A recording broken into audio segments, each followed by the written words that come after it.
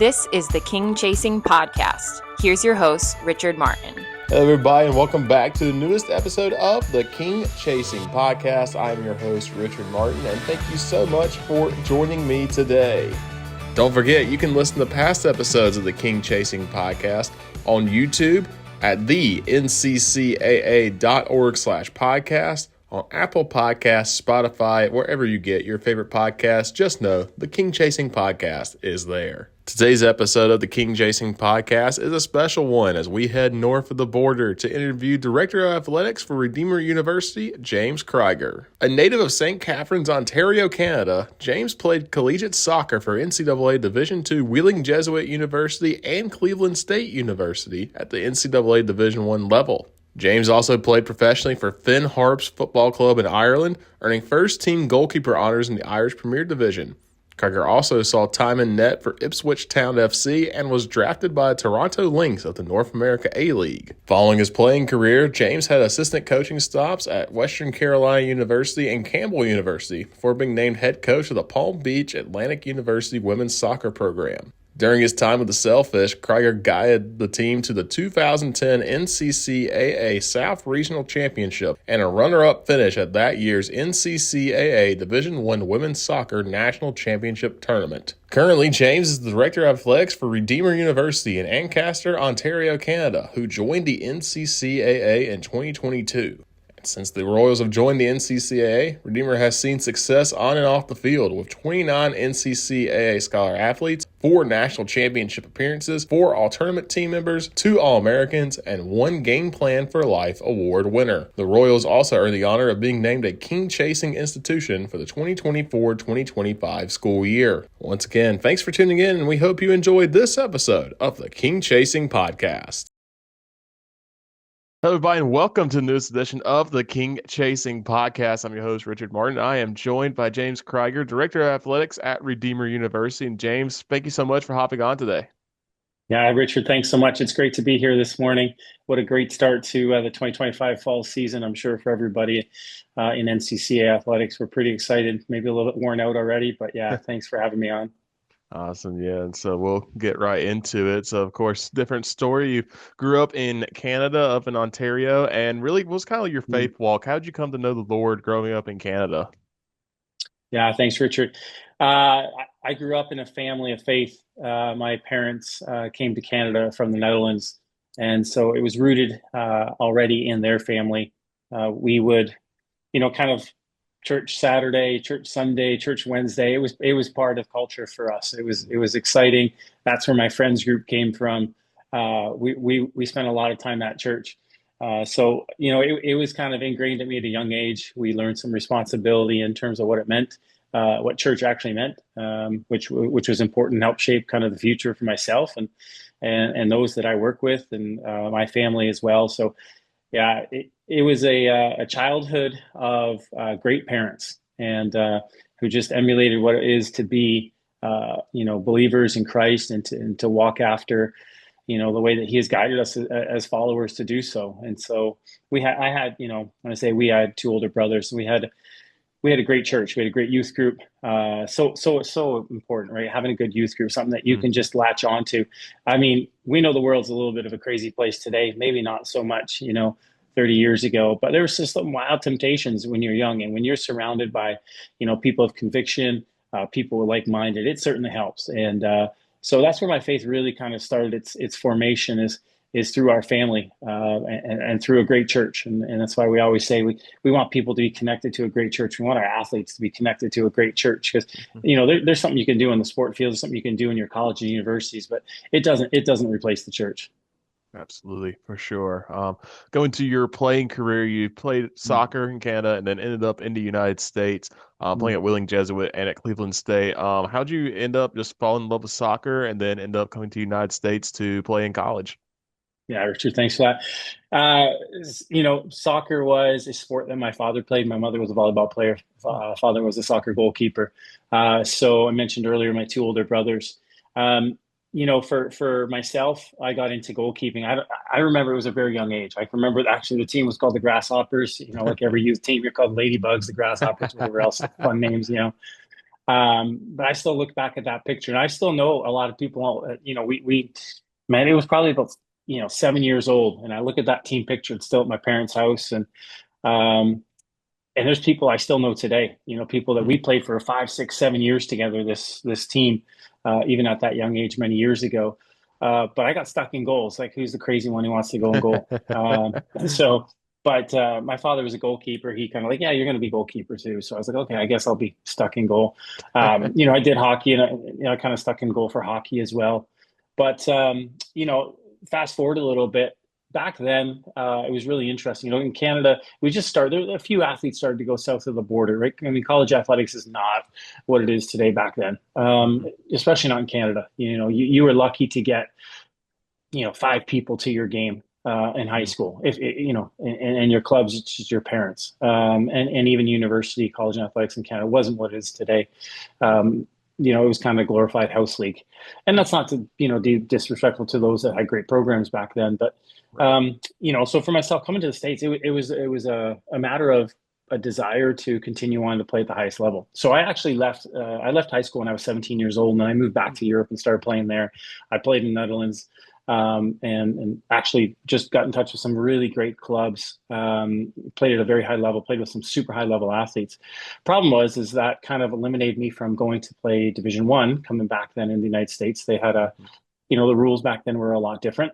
They're changing every year. And so I needed to drop back into Division Two. So I had a coach who put me in contact with a Division Two coach, which was out of Wheeling Jesuit.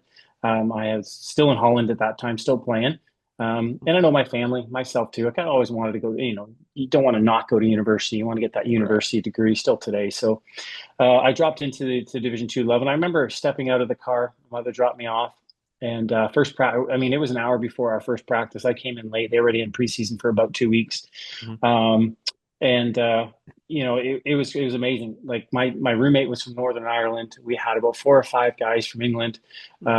We had guys from Trinidad and Tobago.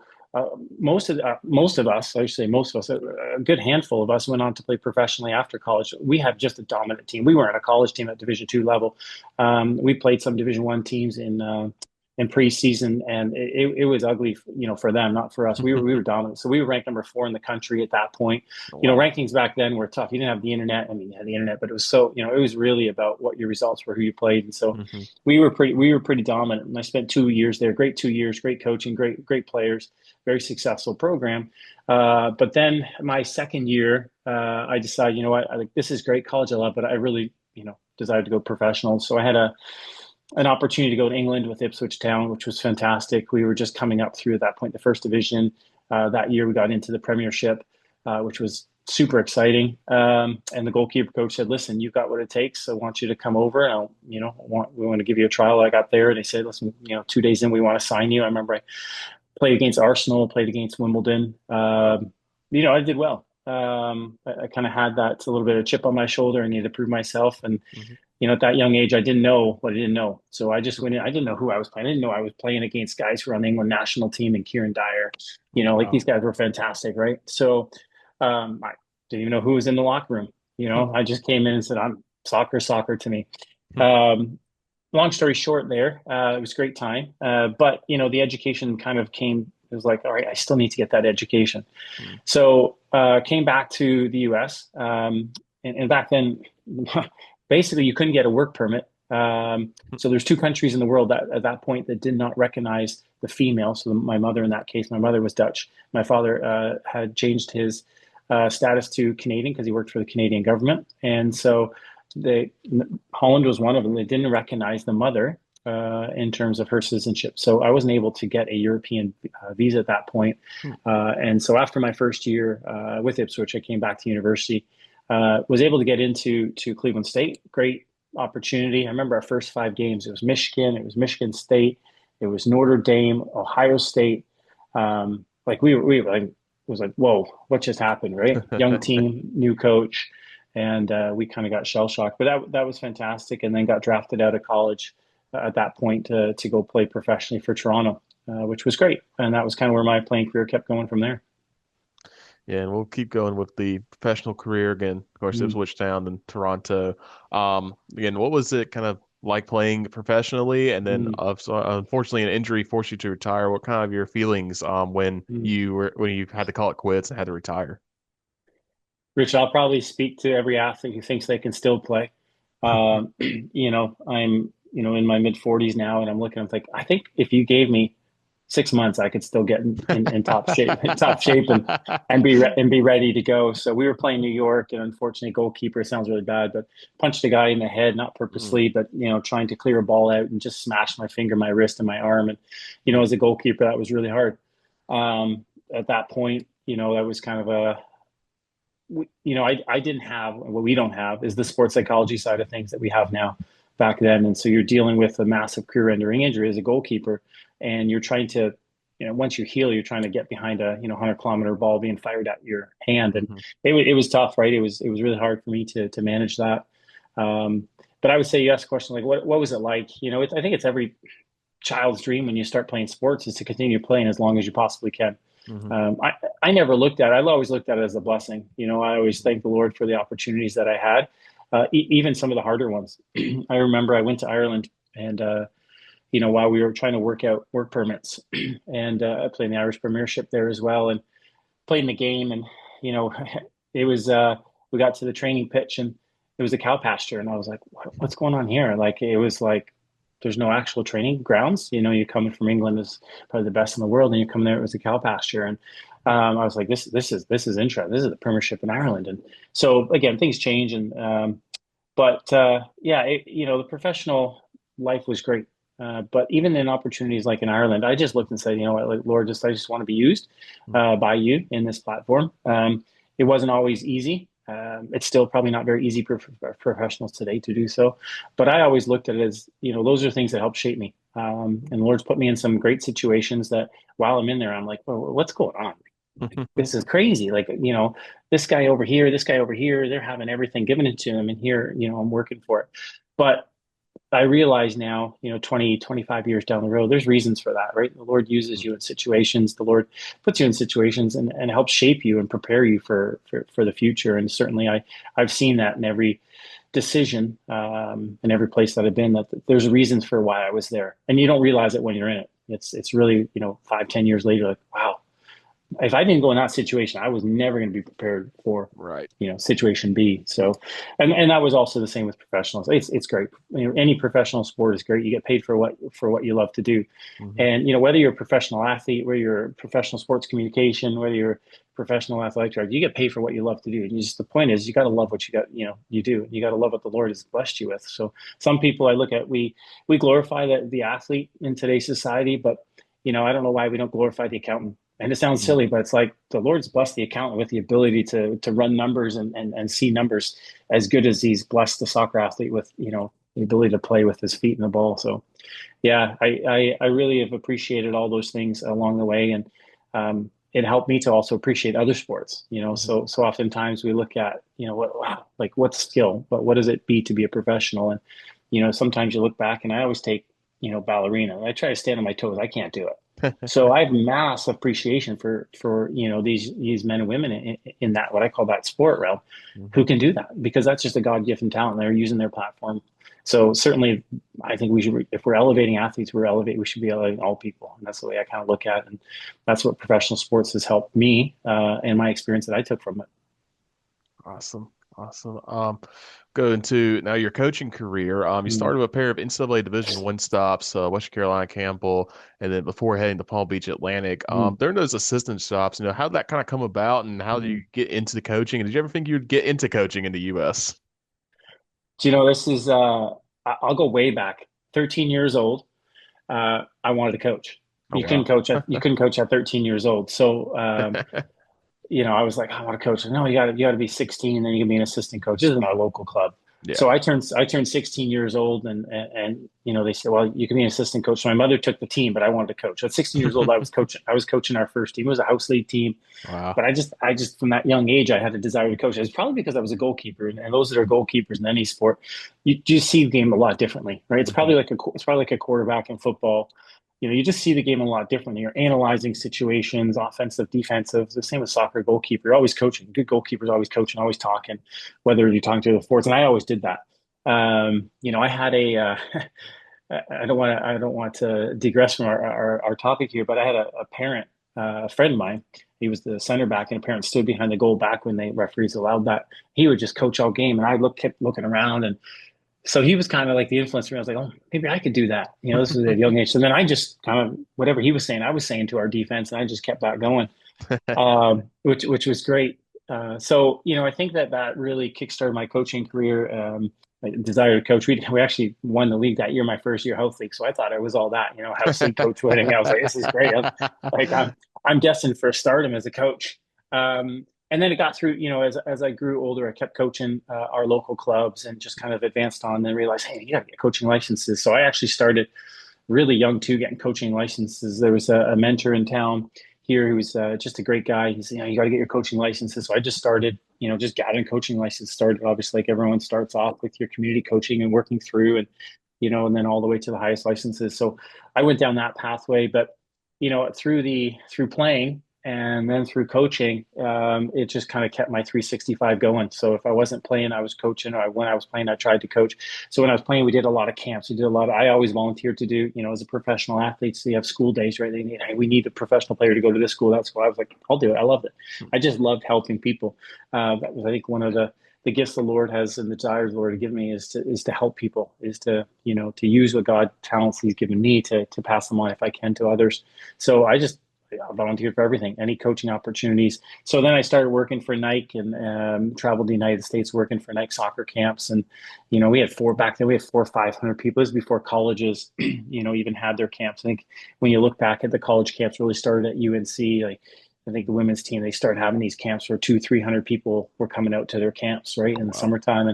But prior to college camps, there was all these private camps running. So these Nike soccer camps, we'd go up to Boston, Massachusetts for 4 weeks, and we had 700 kids, flying all over the world coming to these camps. It was crazy. So that really, instilled the coaching side of me. And then, when I got injured, I said to myself, well, what am I going to do? I can't play right now. And so I had the opportunity to go down to North Carolina, a small little town in Bowie's Creek, and start coaching at Campbell University. So Campbell University, NCCAA Division I school there. And we were very successful in year number one.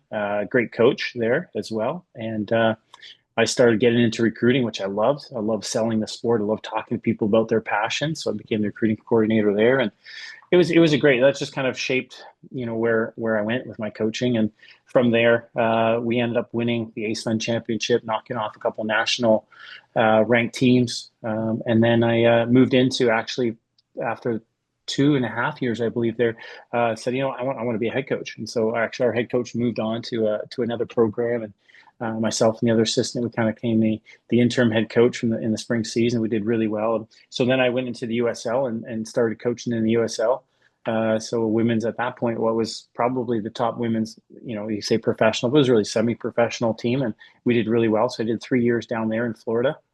And then, kind of moved quickly to Western Carolina, where we also at that point won our conference. So it's a great story at Western Carolina. We were finished dead last year before, prior to the head coach and myself arrival. And she had brought me in, and we had a vision, and we had girls that just wanted to work hard. They were willing to run through a brick wall. And I remember in the championship game, we had beat UNC Greensboro that year, and we went on to play North Carolina.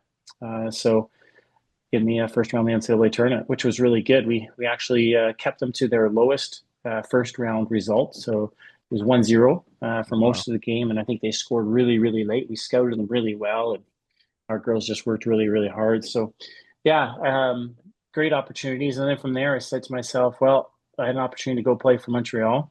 That's where the whole sports psychology thing came in. And I was probably in my best shape, Rich. I was probably in my best shape of my life. And I was pushing cars in parking lots to stay in shape. Like, I was having guys fire balls at me, but I had this timidness to pull my hand back every time that these shots were fired up. And I was like, this is not good.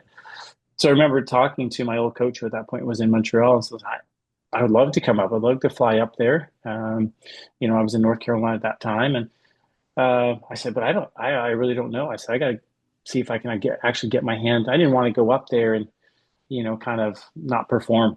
And so what ended up happening was I got the opportunity at that point then to take on the lead at Palm Beach Atlantic which was a growing Division II, NCAA Division II faith-based institution with great people and great leaders. And once I got down there, I kind of pushed off the whole goal of getting back into professional playing, and that really was what solidified. My desires changed at that point. My desire changed to kind of go into coaching more than playing. Although, like I said earlier, I still want to play today. I still think I could. I really believe if I got 6 months, I could get back in shape. I've stayed in shape, since playing days, but, and then I've always coached. So yeah, then, Palm Beach Atlantic, we were led by Bob White, fantastic individual, NCCAA Hall of Fame member. And, he was a standout coach in his own right in volleyball, and also a great leader who kind of encouraged us. And that's where the NCCAA, I was introduced to the NCCAA. Prior to that, I've heard a little bit about teams playing in this other division, this Christian division. It was really hard. Quick story. I remember when I was at Wheeling, I was like, well, here you're at a Catholic school. It was against my parents' will. They're like, you're not going to a Catholic school. I said, no, but the soccer team is going to be really, really good. We're flying to Florida for games. We're like, this is going to be amazing. Promised the world, brand new athletic facilities there. Soccer was treated really well. They just had built this brand new soccer stadium. Like, no one had this. Division I teams didn't have this. And and so it was, when I look back at where my coaching started, I just made that decision at some point that Palm Beach Atlantic was going to be where I was going to invest my time. And thanks to a couple of individuals, the NCCA really at that point just kind of grabbed a hold of my heart and said, this is an organization that I can get behind. Because at Wheeling, there was a lot of believers. There was a lot of Christian believers there, but it was a Catholic school. So it was maybe months into it before I said, you're a Christian? Oh, you're a Christian. Hey, we should get together and do some sort of Bible study. So by the end of the year, we had about 15 of us that we actually Sunday night got together in the chapel on campus there and had a little Christian service because there wasn't much in town. It was a small town. Wheeling, West Virginia. It's not a very big town, right? So it was great times, and so that's where my coaching kind of launched in the Palm Beach Atlantic. And I can talk for hours about that, but 6 great seasons there. The thing about Palm Beach Atlantic is we didn't even have a field. We didn't have a practice field. We didn't have a game field. We would rent fields from the city. I would go as a head coach. I would be going cutting grass the morning of a game. Oh, wow. My assistants and I, we were out there with weed snippers and stuff. And this is what I was talking earlier about how, you wouldn't think the Lord using that to shape you and saying, no, sometimes you've got to do the work. If you want things to happen, you got to do the work. People on the outside didn't realize that.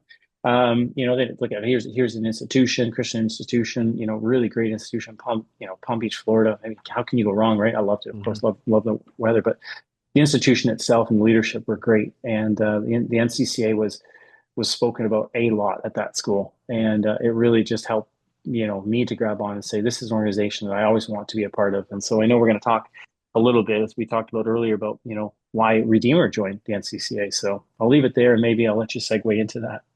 Yeah, for sure. Successful at Palm Beach Atlantic, 2010, probably the best year with the South Regional Championship and also falling in the runner-up finish at the National Championship. What was just your experience like with that teams at that National Championship? I know it's still in Kissimmee all these years later too, and just kind of that experience you had, and you just remember some of the memories from that championship run. Yeah, so prior to my arrival, Palm Beach had not won an NCCAA regional tournament or a national tournament game. So the first year we went in there, we went to the national tournament. We won our first game. I think we were 3 or 4 time regional champion my 6 years there for the NCCAA. There's 1 year we didn't participate. I think we went to the tournament 3 or 4 years as well. But in 2010, as you said, things just came together. We, a lot of people don't know this story either. We started that year preseason. We went to Nicaragua as a team on a missions trip prior to in preseason. Wow. And we gave up our soccer preseason to bond as a team, to be around the Word of God, to wash each other's feet. We trained while we were there too, but we also served. I remember one day we split into 2 teams. One went off to one part to a school, one went in town, and we were running BBS lessons, and the one team, they took their lunches for the day, and they left them in the truck. So you can imagine, it's Nicaragua, it's August, it's hot, it's sweltering. Yeah. Well, 3 hours of deli meat sitting in a sandwich in the hot car. They had no food all day long. These are things that really shaped our 2010 season. Again, you can't you can't write this, but there was things that happened on that trip and through that season that helped kind of shape us as a team and prepare us. So we put a really competitive schedule together that year. We did really well in the NCAA Division II. We just missed out on the tournament. We ended up going to Georgia and tying a game we shouldn't have tied. And had we won that game, we would have gotten to the NCAA tournament. But you know what? That tie allowed us to that point to get to the NCCAA tournament, because if you're into the NCAA tournament, you can't bounce back to the NCCAA. And so it would have been an experience that we would have got to share. We had a fantastic group of young ladies. Again, they were going to do everything they could to train hard and prepare hard. And our film studies were great. And, we talked about tactics with other teams, but it was just a fantastic experience because, like at Redeemer right now, and I remember 2 years ago, we were down in Kissimmee, as you mentioned, and, I walked to the stadium field there and saw all the plaques, and it brought great memories back of, inside, people don't know that, but on the side of the stadium, there is all the past winners of the men's and women's soccer championships. And so I was there and I was just kind of reminiscing 2 years ago when we were there when I went down there with Redeemer and to our first national championship, and said, wow, that was a great time. We ended up, tying the game 1-1, lots of great opportunities. And then we ended up losing in penalty kicks, which was a hard way to lose a national final, but to a great team as well. That was at Spring Arbor at that time. They were playing a very high level soccer and they're a very athletic team. But, the thing about Redeemer and the thing about back there at Palm Beach is we didn't play other faith-based institutions.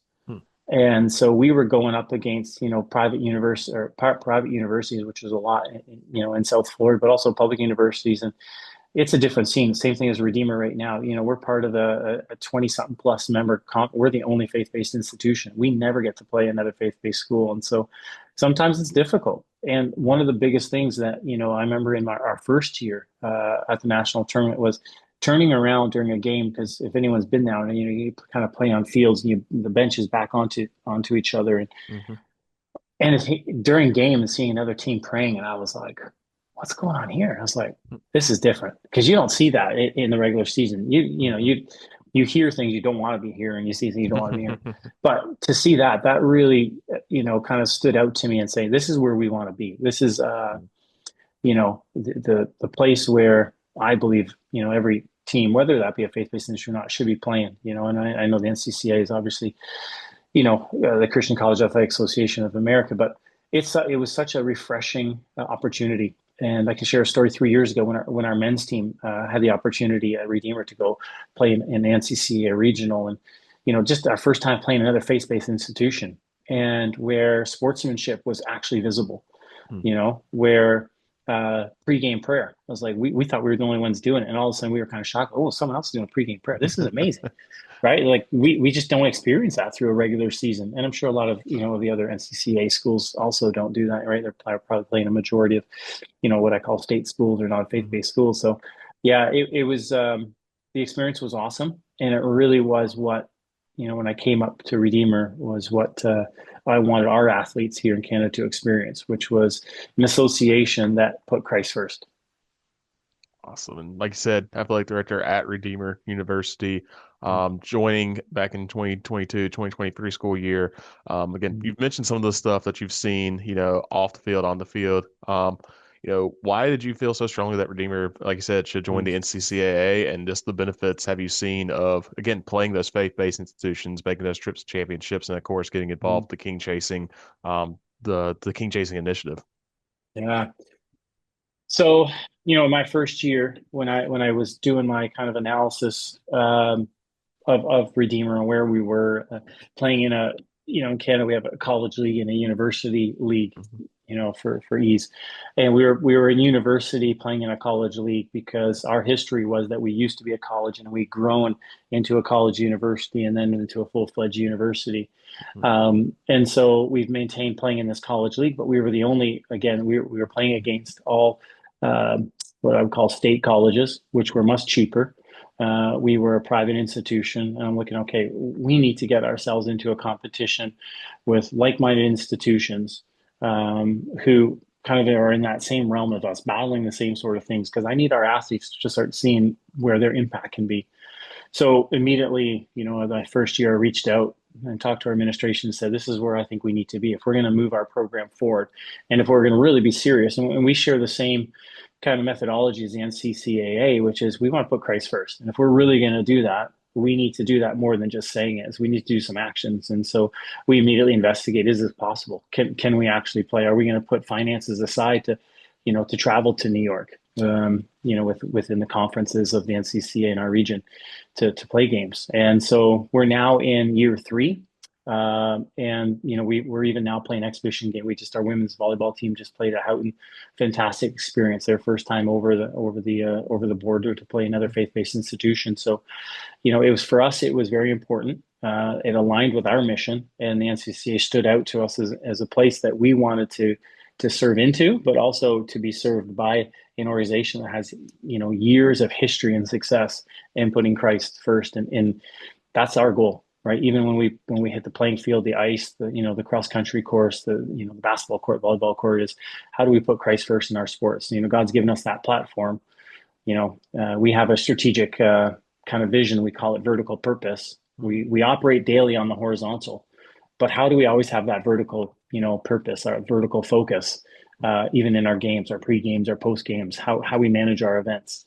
We learn every year. We still make mistakes. We're not perfect, but it's very important for us to be part of the NCCA, and it really is a full circle, from when I first found out about the NCCA. And it's really not me; it's really about the Lord, right? Saying, this is an organization that I felt He called us into when I came into Redeemer, and even prior to me taking the job, where I said, if we're going to do some things, I want to do some things differently, and that was one of them. Awesome. Like I said, mentioned being part of NCAA. Recently, you had a chance to participate in King Chasing Day. Redeemer was named a King Chasing institution, which only 13 schools across the NCAA earned that honor this year. Again, just kind of explain what you did on your campus for King Chasing Day and how important, again, to participate in these King Chasing initiatives and the King Chasing Day program. Yeah, thanks, Richard. Well, I should start off with saying that, when we built out our 5-year plan for athletics and where we want to be, year 4 was what we call the year of impact. And so we spent, first kind of 3 years about reaching in, dealing with the individual. Year 4 was about how do we now reach out? How do we, as athletes, coaches, administrators, how do we be impactful in the world and the platforms that God has given us? And so it was a no-brainer for us to participate in King Chasing Day. When I heard about it this summer in South Carolina at the annual conference, I was like, this is something that we're going to get behind. And the NCCA stands for more than just winning championships, right? We want to raise the King as much as we possibly can. And so that, for us, it was a no-brainer. We wanted to participate in it. So we looked at it and said, okay, how do we do this?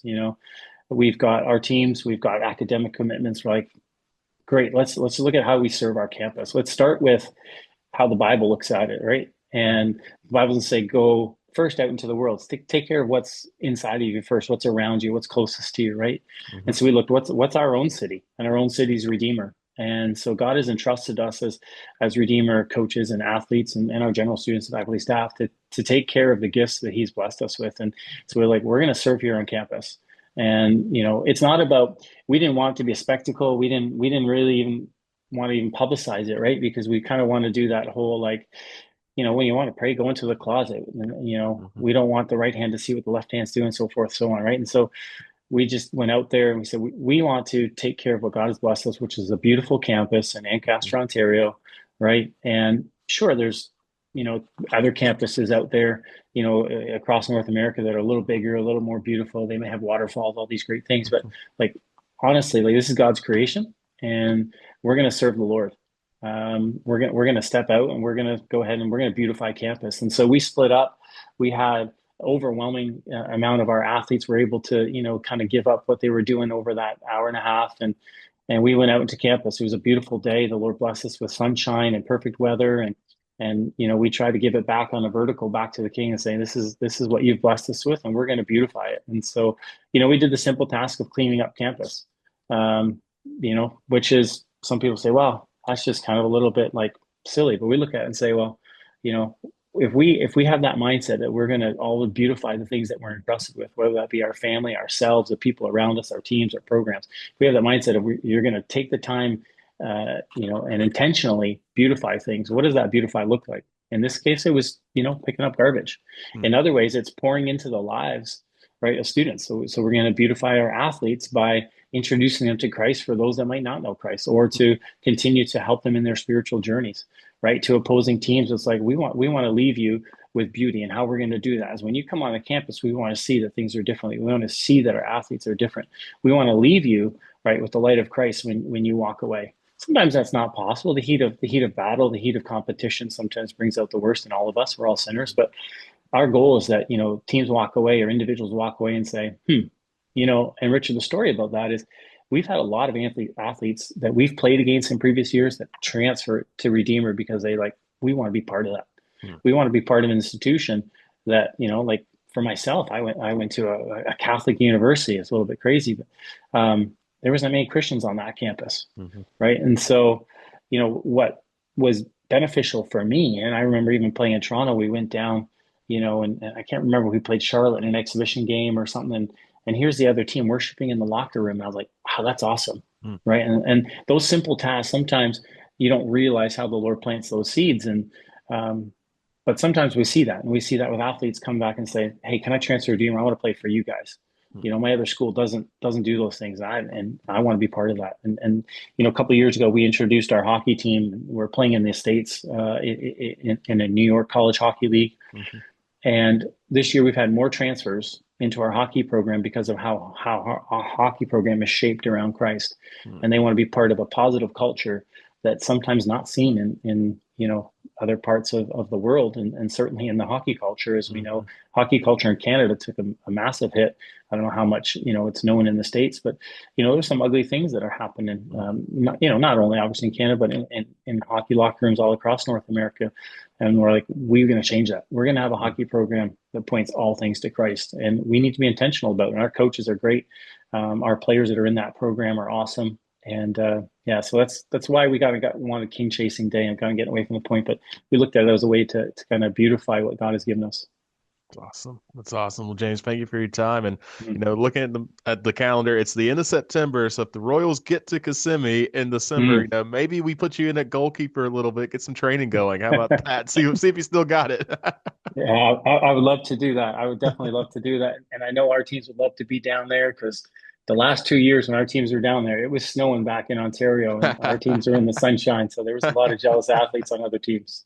Awesome. Well, thank you, James, and good luck the rest of the fall season. And thank you so much for joining me today. Thanks, Richard. Appreciate you and your staff there at the NCCAA. Thanks again to James Kryger for joining me on this episode of the King Chasing Podcast. For those interested in more about King Chasing Day and the King Chasing Initiative by the NCCAA, you can head to the nccaa.org/kingchasing. That's going to do it for us here, but remember, you can find all past episodes of the King Chasing Podcast on your favorite podcast platform, whether that be Apple or Spotify, on YouTube, or at the nccaa.org/podcast. Thanks for tuning in. This has been Richard Martin signing off, and we'll see you in the next episode.